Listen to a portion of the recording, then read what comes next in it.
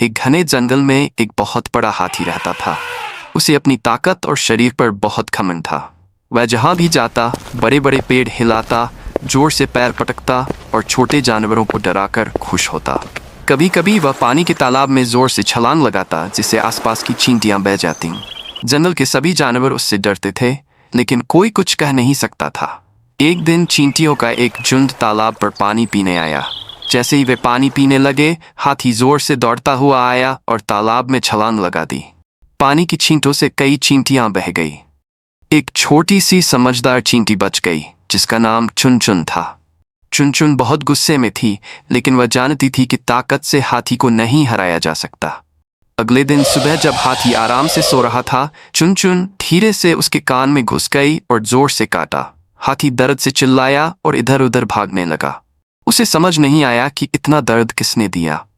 थोड़ी देर बाद जब दर्द थोड़ा कम हुआ तो चुनचुन ने उसके कान के पास जाकर कहा, तुम्हें अपनी ताकत पर घमंड है, लेकिन कभी कभी सबसे छोटे जीव भी बड़ा सबक सिखा सकते हैं। ये जंगल सबका है, सिर्फ तुम्हारा नहीं। हाथी बहुत शर्मिंदा हुआ। उसने चुन से माफी मांगी और वादा किया कि वह अब कभी घमंड नहीं करेगा।